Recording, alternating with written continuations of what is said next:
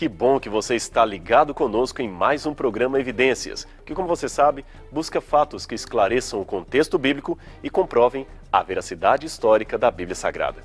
No programa de hoje, vamos comentar um pouquinho sobre os últimos dias da vida de Jesus Cristo, dando um enfoque especial em seu julgamento perante o povo judeu. Conforme vimos num programa anterior, a entrada triunfal de Jesus em Jerusalém, aqui retratada numa pintura medieval, foi compreendida pelo povo como um evento político. O próprio Cristo nunca tivera pretensões políticas em relação a Israel, mas aquele episódio, somado à expulsão dos vendilhões no templo que aconteceu logo em seguida, fez com que muitos pensassem que ele estaria inaugurando uma guerra civil contra os romanos. Jerusalém estava naqueles dias apinhada de gente, pois era chegada a festa da Páscoa. Nesta ocasião, a população da cidade, que segundo o historiador Joaquim Jeremias seria de aproximadamente 25 ou 30 mil habitantes, tinha um acréscimo de pelo menos 125 mil visitantes, o que aumentava consideravelmente o número de pessoas presentes naquele evento. Aquela multidão de peregrinos que ali afluíam eram judeus que moravam na diáspora, isto é, famílias descendentes de Abraão que desde o cativeiro babilônico foram-se das terras de Israel e nunca mais voltaram a morar dentro de suas fronteiras. Eram, portanto, pessoas praticantes do judaísmo que vinham de todos os lugares do império, desde Alexandria, no Egito, passando por toda a Ásia até chegar na capital romana. Como Jesus recusara qualquer possibilidade de aliança formal com os líderes judeus de Jerusalém, especialmente os fariseus, escribas e saduceus, aqueles homens viam na atitude de Cristo e no contexto em que isto aconteceu uma verdadeira ameaça a seus cargos e privilégios políticos. Aliás, segundo o Evangelho de João, 3 meses antes desta entrada triunfal, os dirigentes do templo já haviam tentado prender a Jesus, mas não o conseguiram. Na festa de dedicação do templo, novamente tentaram fazê-lo, incitando desta vez que o mestre se declarasse Messias diante do povo. Assim pensariam que poderiam acusá-lo de blasfêmia ou provocar uma incitação popular contra ele. Isso está em João, capítulo 10, versos 22 a 42. E teve ainda uma situação que agravou em muito a sensação de ameaça que a presença de Jesus causava naqueles líderes políticos. Poucos dias antes, ele viera a Betânia e ressuscitara a Lázaro, um velho amigo que havia morrido e revivera perante os olhos de dezenas de testemunhas. Os judeus tentaram até novamente matar Lázaro, pois a história desse fantástico milagre se espalhou por toda a parte. Jesus, portanto, tinha de ser silenciado. A prisão era pouco para desmotivar as suas pretensões ou diminuir a sua fama. Ele tinha que ser morto. Por isso, os líderes compraram a sua traição e realizaram uma prisão ilegal na noite de quinta para sexta-feira. No outro dia, bem cedo, eles o levaram a Pilatos, munidos de falsas acusações e falsas testemunhas, tentando que este sancionasse a pena capital contra o mestre de Nazaré. Pilatos, de certa forma, percebera que aquela situação incomum poderia gerar sérios problemas. Em primeiro lugar, não era costume judeu condenar alguém à morte numa véspera de Páscoa. A morte de Jesus poderia incitar os mais conservadores da população. Ademais, tratava-se de um homem que possuía muitos seguidores e cuja fama extrapolava os limites da cidade.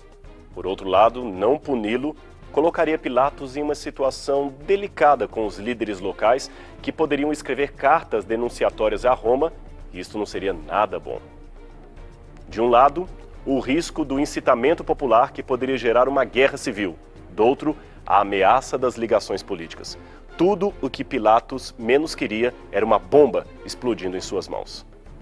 Ele então envia o caso para o rei Herodes, que depois de alguns gracejos e pedidos frustrados para que Jesus operasse um milagre, devolve o Galileu para Pilatos sem nenhuma solução aparente. Ele então leva Cristo perante o povo e joga para eles a decisão quanto ao futuro do mestre. Que devo eu fazer de Jesus o Messias? Esta é uma das ruas da cidade velha de Jerusalém, aonde por muitos anos acreditou-se que seria o lugar original do julgamento de Cristo perante a multidão. Logo à frente está o convento das Irmãs de Sião, que até hoje recebe o nome de Ecce Homo, ou Eis o Homem, conforme imaginavam que seria a frase original de Pilatos em latim. Estes arcos que você vê estão no local por aproximadamente 1.900 anos.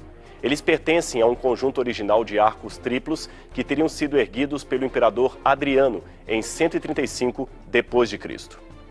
Esta foto do início do século XX mostra o arco já unindo construções dos dois lados da rua naquela época. Já esta ilustração mais antiga, de 1837, mostra apenas o arco antes que houvesse casas construídas sobre ele. Perceba também esse quadro pintado antes da construção da igreja do convento, que hoje abriga um dos arcos e o utiliza como altar. E, finalmente, uma outra foto antiga, colorida artificialmente, que mostra o arco e a porta lateral da igreja já construída, que aparece ao lado direito do seu vídeo, em frente a um animal de carga.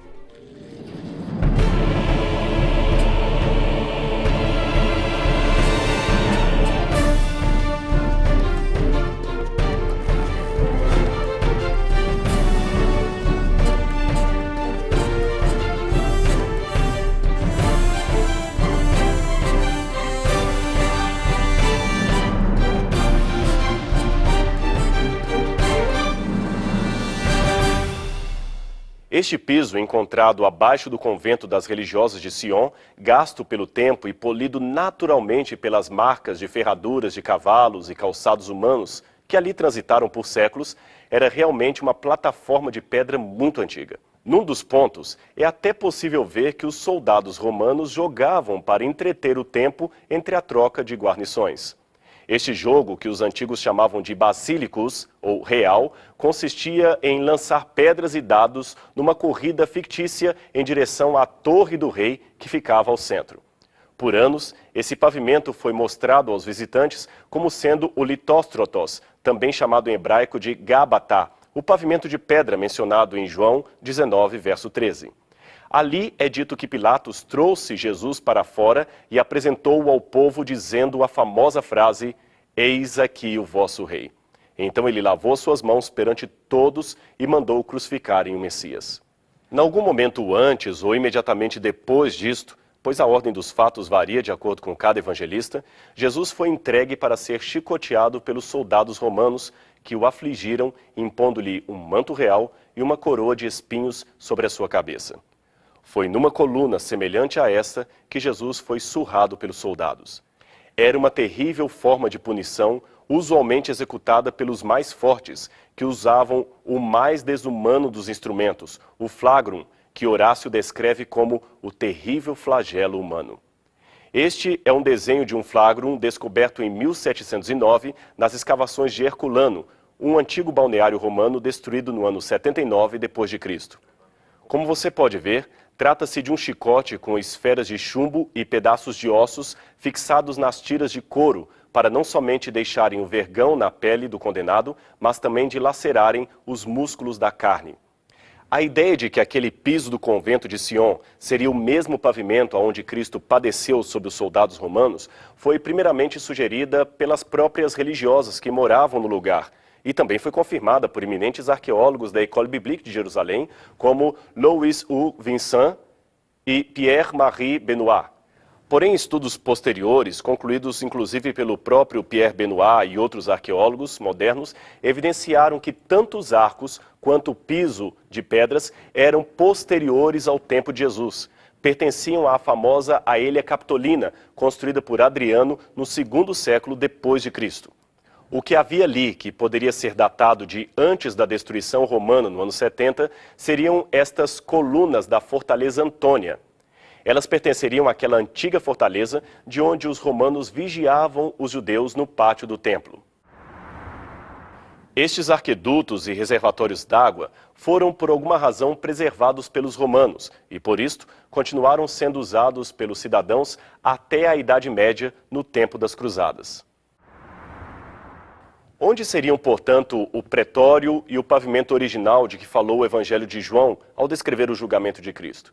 Bem, primeiramente, existe uma disputa entre os especialistas se a palavra que João usa para pavimento, litóstrotos em grego ou gábata em hebraico, seria mesmo um piso ou uma plataforma ou ainda uma espécie de arquibancada usada em tribunais. O significado real ainda é incerto. Também acreditava-se, erroneamente, que Pilatos vivia na Fortaleza Antônia, que, como vimos, ficava onde hoje é o convento de Sion. Por isso pensaram que ali seria o local do julgamento de Cristo. Hoje, contudo, se sabe que aquele lugar era pequeno demais para abrigar o governador e que ali só ficariam as guarnições romanas para vigiar os religiosos no pátio do templo. Hoje, os achados arqueológicos e a literatura antiga nos permitem dizer que Pilatos morou no palácio que antes pertencia a Herodes e dali fazia os seus julgamentos. Além disto, o Litóstrotos, mencionado por João, seja lá o que for, fazia parte deste palácio. Hoje sabemos que os restos do palácio de Herodes jazem nesse emaranhado de ruínas de várias épocas, inclusive do período bizantino. Quase nada do antigo palácio sobrou, mas este era exatamente o seu local, perto da chamada Porta de Haifa, na velha cidade de Jerusalém. É nesta parte externa que alguns pensam que estaria o antigo palácio de despachos de onde Pilatos sentenciou Cristo diante do povo. Aqui Cristo foi julgado, mesmo sendo um inocente. Foi condenado como malfeitor perante uma multidão enfurecida que, contrariando toda a lógica e bom senso comum, preferiram Barrabás. Não se sabe muito sobre a identidade desse malfeitor. Uma hipótese levantada por alguns é que Barrabás seria não um ladrão comum, mas um líder rebelde que teria intentado fazer guerra civil contra Roma. Se for assim, Pilatos colocou este homem diante do povo para tentar devolver-lhes a cilada que eles lhe haviam colocado. Ou seja, lembremos que eles ameaçavam o próprio Pilatos, dizendo que se ele soltasse Jesus, o imperador não ficaria feliz, pois ele haveria soltado um homem que se dizia rei acima de César. Então ele trouxe um inimigo real de César, acreditando que o povo não ousaria escolhê-lo, pois este sim seria um grande desacato ao imperador. Eles não teriam outra saída, assim pensara Pilatos, senão escolher Jesus para ser solto, e ele mesmo não teria problema algum, pois fez tecnicamente aquilo que era para ser feito, soltou um prisioneiro à escolha do povo. Mas, para surpresa sua, eles escolheram Barrabás e exigiram a imediata crucifixão de Jesus Cristo. Ao ler esse episódio do Novo Testamento, é inevitável que perguntemos se aquele homem, Barrabás, entendeu ou não o significado daquele dia em que a multidão escolheu a ele para ser solto e a Jesus para ser condenado. Será que Barrabás poderia imaginar que séculos depois o seu nome estaria sendo citado em sermões, livros, programas religiosos de todo o mundo? Poderia ele supor que seria mencionado na Bíblia, o livro mais famoso e importante de toda a humanidade? Finalmente, será que Barrabás morreu salvo ou perdido? Talvez nunca tenhamos, pelo menos aqui neste mundo, uma resposta satisfatória para estas indagações. Mas há algo sobre o qual podemos refletir. Qual o significado daquele episódio para a nossa vida? Estaríamos nós compreendendo o sentido mais profundo daquele tremendo acontecimento histórico? Muitos hoje, à semelhança da multidão diante de Pilatos, ainda insiste em escolher Barrabás e não o Salvador Jesus Cristo. Preferem o caminho das trevas, da maldade, da injustiça, ao caminho da luz designado por Deus para o nosso próprio bem-estar. Barrabás é um nome aramaico que simplesmente significa filho do Pai. E talvez seja isto que falta a todos nós descobrirmos, que somos filhos do Pai, isto mesmo, filhos de um Pai celestial, que nos amou primeiro, nos amou tanto, que é praticamente impossível rejeitá-lo. Mas por que muitos insistem ainda em não aceitar a graça de Cristo? Por que muitos hoje ainda insistem em escolher Barrabás? Esta é uma importante pergunta que merece a nossa reflexão.